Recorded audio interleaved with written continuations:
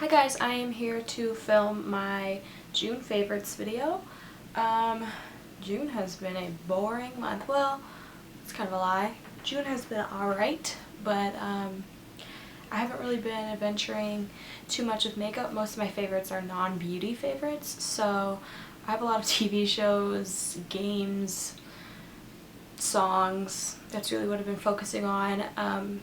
Because it has been summer, I haven't really been wearing makeup a lot because I've been just going to the gym or relaxing at home. No real need to like wear a lot of makeup. So I haven't really been experimenting too much, so sorry about that. But without further ado, I will show you my favorites. Products are products I've been pretty much using anytime I wear makeup. I have been kind of trying to tone it down on the dark lips and go back to a nice light pinky lip. So to do that, I really have just been throwing on some lip gloss and going, and it's exactly what I'm doing right now. The lip gloss I am using is this NYX Butter Gloss in the color Eclair, and the NYX Butter Glosses are very, very, very nice. I have two of them. The formula is great. They're sticky enough that it stays on, but not, it feels velvety, like it doesn't, you don't get like hair caught in it. That was really attractive. You don't get hair caught in it, and it's not annoying. It feels good, but it lasts a while, so that's always nice. And the colors are amazing. The formulas and the creaminess of these are really nice. They're only like $3 or $4, so I definitely suggest that everyone go pick up at least one because they have a gigantic shade variety. I love NYX lip products. They really do a great job on their lip stuff. So yeah, that's just, this color is Eclair. And then most of the time, if I'm just leaving the house and want to look decent, I'll throw on that lip gloss and I'll throw on some mascara. And the mascara I've been using is this Maybelline Pumped Up Colossal Volume Express mascara. I was using the Mega Plush for a long time, but if you watch my haul video, my recent haul video, then you know that I got some mascaras because they were having a sale at Ulta. And I really, really, really like this. It took a while to break in, but now that it's broken in, it has really a really nice formula, and it's enough separation and enough volume and thickness. It's kind of like a perfect balance of everything. So you do have to wait for it to kind of get into its groove a little bit. I don't know what it is with mascaras, but it takes me like 2 or 3 weeks to like really like a mascara.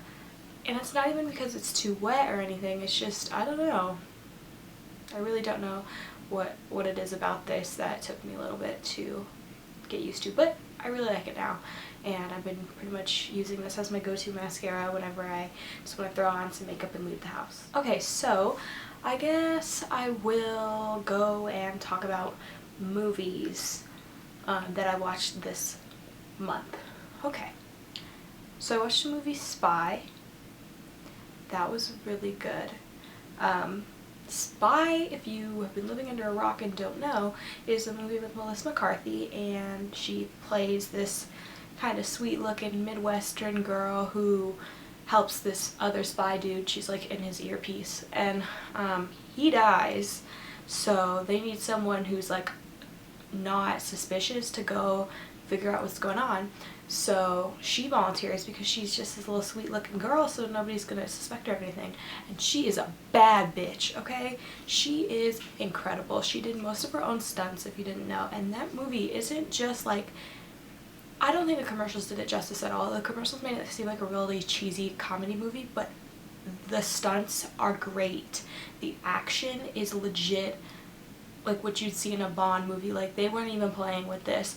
It was like there were moments where you were on the edge of your seat, and it's funny as hell. I don't understand. It was like a perfect mix. And I know the director, I know this is terrible if I mispronounce his name considering I'm going to school for film, but Paul Feig, I think that's how you say it. I've only ever seen it, I've never heard it said, so pardon me, but I love his movies. I never knew he could write something that great because he wrote and directed this movie, and the twists and turns, they like, there's a plot twist in a plot twist. Like, that shit is a burrito of plot twists. There's a plot twist wrapped in a plot twist. That was insane. I walked out of that. I was kind of hesitant because it looked so cheesy from the commercials. I was like, I go in, blew my mind. And then I watched a movie on Netflix called High Fidelity with John Cusack, and it's just about, it has Jack Black in it, so I mean, you can't really go wrong. It's about this guy who kind of recalls his top 5 breakups in his life, and he kind of does it through records, I guess. He works at this record store, and so it kind of just follows him around as he kind of chronicles his different breakups. That one, it was kind of pointless, but in the pointlessness there was like a point to it. Doesn't really make sense at all, but it was just a kind of cute, funny, like early 2000s movie. It was fun. It wasn't like a work of cinematic genius, but it had a few laughs in there and it had a few thought-provoking moments, so all in all, it was a pretty good movie. Okay, now for TV shows. I've been really watching 2 TV shows primarily this month. The first one is going to come as no shock to anyone. It's Orange is the New Black, season 3. Already finished it. It was incredible. I don't know if I would say it's my favorite season, because I think season 2 was amazing with how the whole V thing ended. It's pretty freaking amazing. But I think they went in a very new direction. It wasn't the same old stuff from seasons 1 and 2. It was very refreshing and lots of backstories again, lots of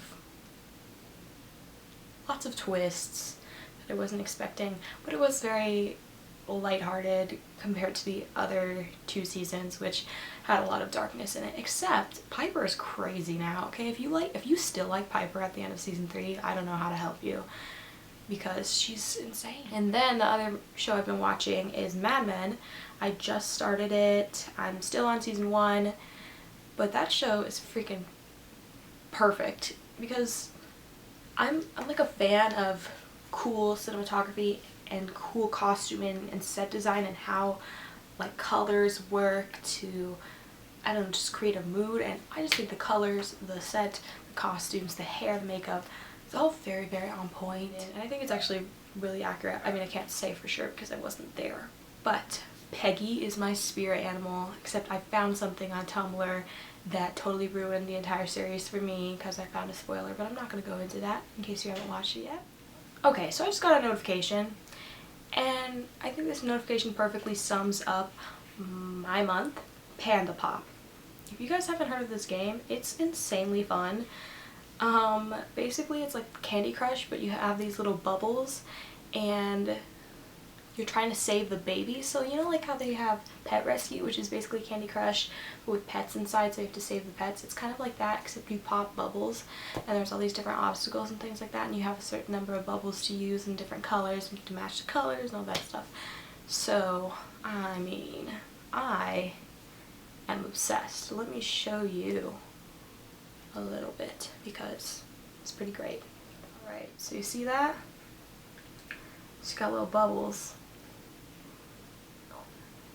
So you just kind of work your way up by having the little bubbles pop.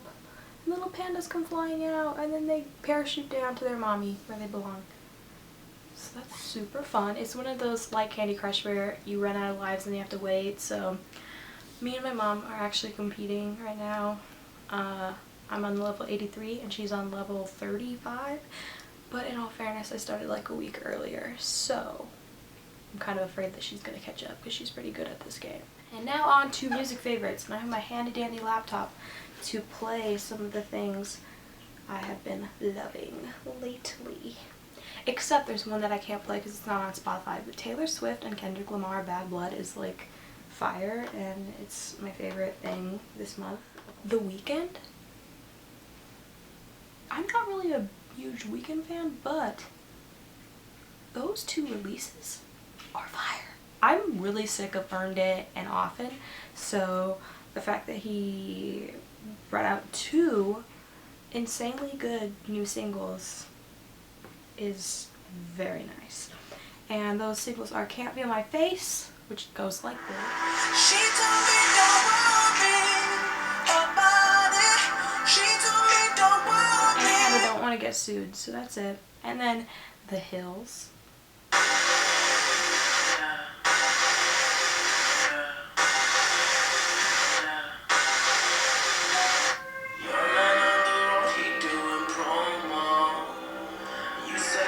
Okay, and then, oh gosh, so many.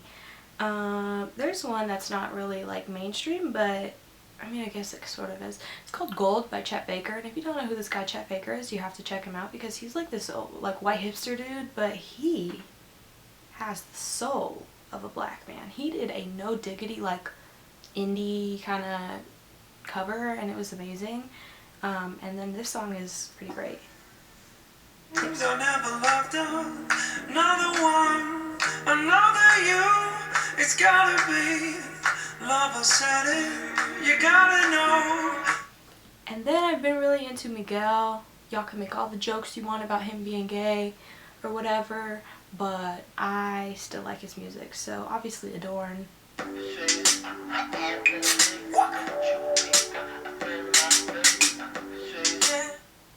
then Coffee. I wish I could paint all these moments. I really don't want to get sued though, so that's gonna be like the extent of these songs. If you like them, all you gotta do is go to Spotify and put them on your thingy. Like, it's not even hard at all. And then I found a bunch of remixes of those songs on SoundCloud, and I made a whole like mix CD. I guess it's like a mixtape sort of thing. It's fire. It's straight fire. So that's in my car right now, but yes, I guess that's pretty much June in a nutshell.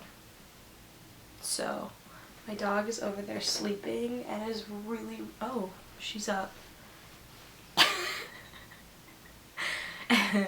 Yeah, she's not amused by my talking, so I'm gonna go so she can take a nap, but I will see you guys later. Hope you guys had a great June and have a great July.